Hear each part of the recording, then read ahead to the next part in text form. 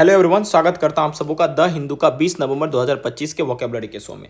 As usual आपको पता है कि हम अपने कंटेंट में कॉम्प्रोमाइज़ नहीं करते हैं और आपको हमेशा बेस्ट ऑफ बेस्ट न्यूज़पेपर के वर्ड को लेकर देते हैं। तो आज के इस वीडियो में हम वोकेबलरीज करेंगे, इडियम्स एंड फ्रेजेस करेंगे, phrasal verb, one word, exam corner words और पेपर कटिंग वर्ड्स को भी करेंगे दोस्तों। तो चलिए दोस्तों शुरुआत करते हैं और स्टार्ट करते हैं आपके साथ आज का जो वर्ड जो भी होगा आज का, एडिटोरियल से लेकर पेपर के छोटे छोटे सेक्शन तक। सबसे पहला वर्ड है वो है दोस्तों इनहेरिएंट। इनहेरिएंट का मतलब क्या होता है? देखिए, आपके अंदर में कोई भी अंतर्निहित जो क्वालिटी होगा उसी को इनहेरिएंट कहेंगे। याद करने का ट्रिक, इन लिखा है, हर लिखा है और एंट लिखा है। एंट को हम ऐसे याद रखेंगे जबकि ई एन टी होता है। इन माने उसके, इन माने अंदर, हर माने उसके और एंट माने चीटी। मान लीजिए आपके अंदर में या उसके अंदर में चीटी घुस जाता है तो उसका अंदर में चला जाता है तो वो उसका अंदर का क्वालिटी चीटी जैसा हो जाता है। ठीक है, तो याद रखिएगा इनहेरिएंट का मतलब क्या होता है दोस्तों? अंतर्निहित या आपके एग्जिस्टिंग एज अ नेचुरल और basic part of something. Intrinsic कह सकते हैं, इनेट कह सकते हैं या फंडामेंटल कह सकते हैं। ठीक है, क्लियर बात। Every job has inherent risk. प्रत्येक जॉब में कुछ ना कुछ क्या होता है, उसका फंडामेंटल रिस्क होता है, उसका अंतर्निहित रिस्क होता है। अगला वर्ड है एंड अ ब्रीफ चील। इसका मतलब हुआ दूरी को समाप्त करना। क्या करना? दूरी को समाप्त करना। दोस्तों जब हम एंड अ ब्रीफ चील कहते हैं तो इसका मतलब हुआ कि कोई दूरी है, कोई डिस्टेंस है, उसको समाप्त करते हैं। मतलब मान लीजिए एग्जाम्पल में कहता हूँ कि आपका सऊदी अरब और इसके यूएसए के बीच में क्या था ना, अभी टसल्स चल रहे थे। एक रिपोर्टर था सऊदी अरब का, उसने क्या किया, रिलेशन खराब कर दिया यूएसए के साथ सऊदी अरब का। तो दोस्तों अभी सऊदी अरब के जो प्रिंस थे मोहम्मद बिन सलमान, वो व्हाइट हाउस विजिट किए थे और वो अपना जो है एक ब्रीफ चिल किए थे, जो उसके उनके साथ हुआ था उसको ख़त्म किए थे। अच्छा, ब्रीफ चिल का मतलब क्या होता है? एक छोटी सी झड़प आप कह सकते हैं या थोड़ी थोड़ी जो नाराज़गी कहते हैं उसे। इन ब्रीफ चिल का मतलब हुआ जो डिस्टेंस या नाराज़गी है उसे ख़त्म करना। ये एक एडियम्स एंड फ्रेजेस के रूप में यूज किया गया है। क्लियर है दोस्तों? आगे हम बढ़ते हैं, नेक्स्ट वर्ड की ओर बढ़ते हैं दोस्तों। That is hit a low. Hit a low का मतलब क्या हुआ कि किसी चीज़ की सबसे न्यूनतम श्रेणी पे चला जाना।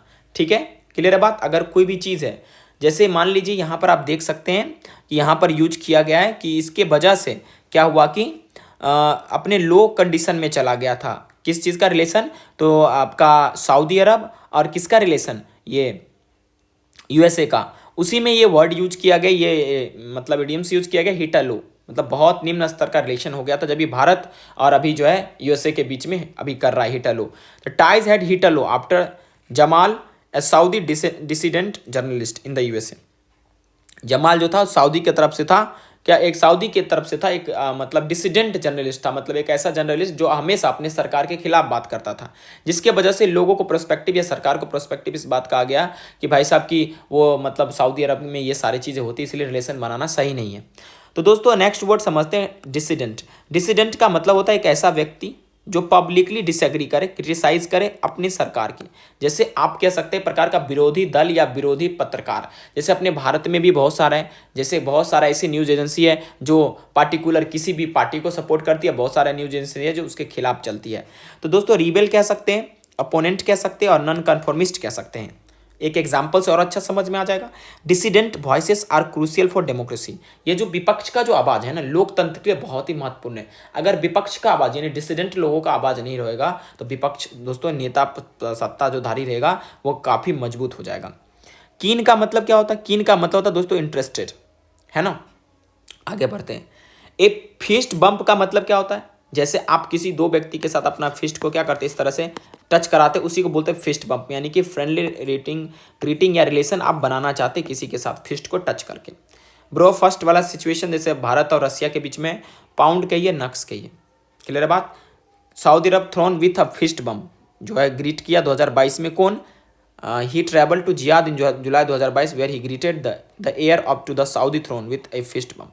कौन 2022 में यहाँ आया था? जो बाइडन जो थे आए थे, प्रिंस से मिले थे और उन्होंने क्या किया था? फिस्ट बम्प किया था, यानी फ्रेंडली ब्रो फर्स्ट की कंडीशन को अपनाया था सऊदी थ्रोन जो थे उनके साथ। एयर मनी क्या होता है? वंशज होता है, कोई जो थ्रोन पे है उसको बोलते हैं। हेयर मत पड़ेगा, एयर, और इसके साथ हमेशा एन लगाया जाता है, एन एयर। आर्टिकल्स में कई बार कॉमन एरर में पूछा जाता है।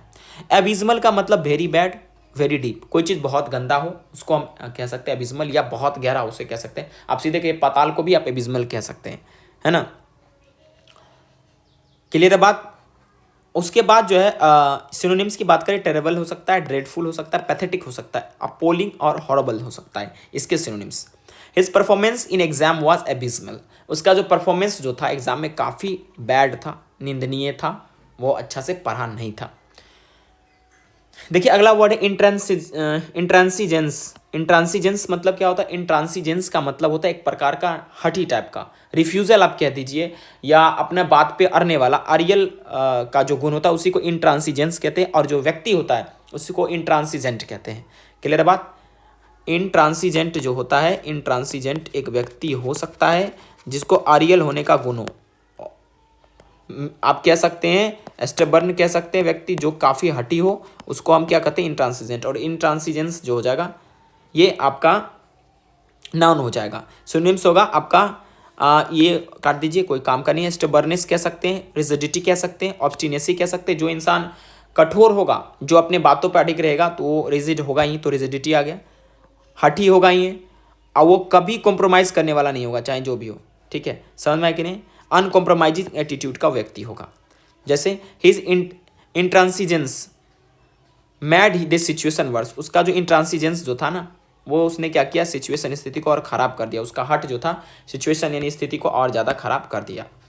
अगला वर्ड है एजाइल। एजाइल मतलब हुआ जो मूव क्विकली कर सके, यानी फुर्तीला आप कह सकते हैं। फुर्तीला को क्या बोलते हैं? एजाइल कहते हैं। ठीक है, ठीक, जैसे गांव में नहीं बोलते एजी आयल, एजी आयल, एजी पति को बोलती है। एक कोई व्यक्ति आता है जो बच्चा घर में आता है उसको कहते हैं एजी आयल, बच्चा काफ़ी तेज होता है, एजाइल हो गया। निम्बल कह सकते हैं। उसके बाद एक्रोबेटिक कहते हैं, जो इंसान बहुत उछलता कूदता है उसको एक्रोबेटिक कहते हैं। एक्रोबेट जो होता है रस्सी वगैरह पर जो चलता है, कोई कर्तव्य दिखाता है, उसको एक्रोबेट कहते हैं।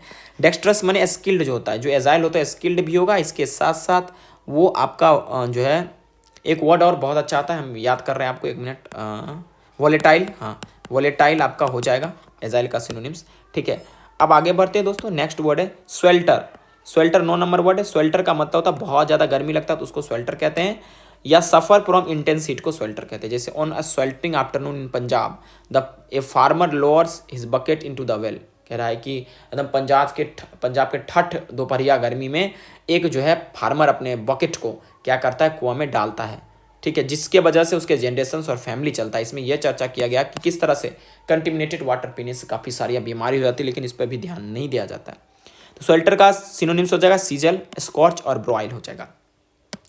नेक्स्ट वर्ड है स्टडी। आप सुने ही होंगे, slow and steady means the race. Steady माने हुआ stable, not sacking, continuous, regular, without change, बिना किसी बदलाव के। ठीक है, अगला वर्ड है दोस्तों वो है स्कार्सिटी। स्कार्सिटी मतलब होता है कोई चीज़ की कमी, ये आप जानते हैं, लेकिन दोस्तों इसका जो सिनोनिम्स है वो आपके लिए जानना बहुत जरूरी है, क्योंकि एग्जाम में टपकेंगे यहाँ से। पॉसिटी कह सकते हैं किसी चीज़ की कमी, दर्द कह सकते हैं जिसको सिनोनिम्स हो गया स्कार्सिटी, शॉर्टेज कह सकते हैं। ठीक है, स्केंटीनेस कह सकते हैं, रेयरनेस कह सकते हैं, अंडर सप्लाई कह सकते हैं। अच्छा, इसका एंटोनिम्स क्या हुआ? प्लेथरा हो सकता है, बहुत अधिक मात्रा में, अबाउंडेंट कह सकते हैं, अबाउंडेंस कहिए, प्लेंटीफुल के लिए, सबस्टेंशियल कहिए। ठीक है, क्लियर बात दोस्तों। अब कुछ वर्ड और देख लेते हैं। क्लैमिटी। क्लैमिटी का मतलब क्या होता है दोस्तों? आपदा। ग्रीम का मतलब क्या होता है? सीरियस। ग्रीम मतलब सीरियस। और कंटेमिनेशन माने क्या हुआ? एडल्टरेशन, किसी चीज़ को दूषित बनाना ही क्या कहलाता है? कंटेमिनेशन। जैसे कई सारी चीज़ें जिसमें अवेलेबल होती है, यूरेनियम होता है परमिशन लेवल से ज़्यादा उस पानी में होता है जो कुआं का पानी होता है। उसके बाद फ्लोराइड मिलता है, नाइट्रेट मिलता है, आर्सेनिक भी बहुत ज़्यादा उसमें फैला रहता है, लोग पीते हैं तो लोग बीमार भी हो जाते हैं, ये सब कर देता है। तो कॉर्डन समथिंग ऑफ, इसका क्या मतलब हुआ? यहाँ से देखिए, इसका मतलब होता है घेराबंदी करके बंद कर देना। जैसे कोई जैसे आपको पता होगा दिल्ली में जो बम ब्लास्ट हुआ उसको अभी पुलिस ऑफिसर कॉर्डन कर रहे हैं।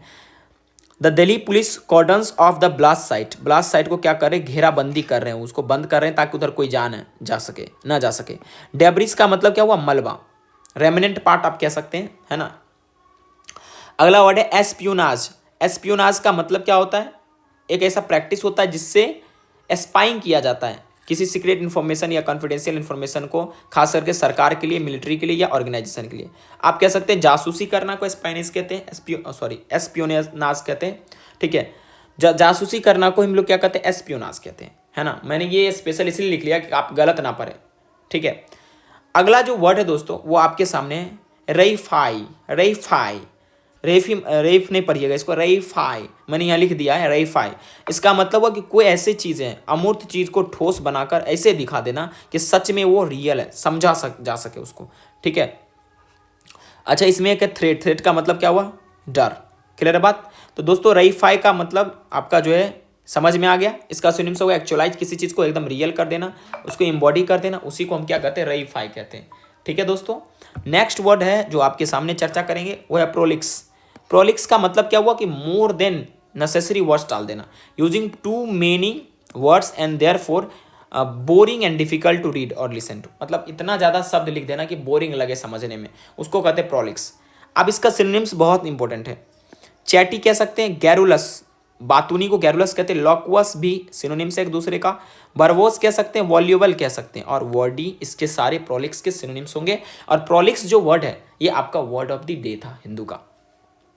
सोमर सॉल्ट का मतलब क्या होता है, देखिए आपको याद होगा कि जो एक्रोबेट वगैरह अच्छे ढंग के होते हैं, या जो व्यक्ति क्या करता है, पैर नीचे, पैर ऊपर, सर नीचे करके घूमता है, रोटेट करता है, उसी को सोमर सॉल्ट कहते हैं। A movement in which a person turns their body forward and backward in complete flip, flip मारता है बॉडी को ऊपर नीचे करके, जैसे इस तरह के बॉडी ऊपर नीचे करते रहता है, उसी को सोमर सॉल्ट कहते हैं।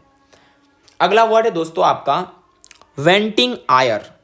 पहले ये समझते हैं वेंट का मतलब क्या होता है। देखिए वेंट का मतलब होता है कि कोई चीज़ बाहर निकालना, जैसे वोल्केनो इरप्शन में आप एक जगह होता है उसका वेंट होता है, जिससे क्या होता है कि लावा बाहर निकलता है। और आयर मने होता है एंगर, गुस्सा, गुस्सा एंगर होता है, ठीक है। तो वेंटिंग आयर जब कंप्लीट होगा तो टू एक्सप्रेस और रिलीज एंगर ओपनली, जब यहाँ देख सकते हैं जैसे टीचर का जो रिक्रूटमेंट हो रहा था यूपी में, उसको पोस्टपोन कर दिया गया है, ठीक है, जिसके वजह से क्या हुआ, वेंटिंग आयर हो गया, कैंडिडेट अपीयर हो गया रिक्रूटमेंट को लेकर, एकदम धारणा पर बैठे हुए प्रोटेस्ट कर रहे हैं लखनऊ में, है ना।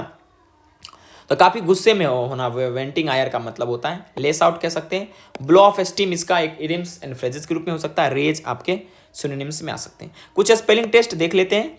आपके एसेसरी का देख लीजिए, एक्सेस लिख दीजिएगा, और ई लिख दीजिए, एसेसरी हो जाएगा। ज्वेलरी में JEWELL लिख दीजिएगा, ERY लिख दीजिएगा, ज्वेलरी हो जाएगा। पर्सनल में PORSN लिख दीजिएगा, NEL लिख दीजिएगा, पर्सनल हो जाएगा।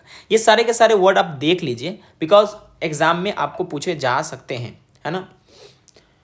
उसके बाद देखिए इनिब्रिएट क्या होता है। इसका मतलब, इनिब्रिएट का मतलब होता है जो आदमी दारू पी के मत है, एकदम तुल्य है दारू पीकर, मत वाला इंसान, ठीक है, उसको इनेब्रिएट कहते हैं।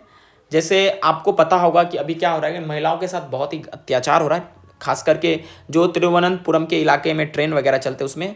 तो इसमें से मैं एक कट लेकर आया हूँ पेपर का। 2 weeks ago श्रीकुटी, a 19-year-old girl was kicked off a moving train by an inebriated passenger।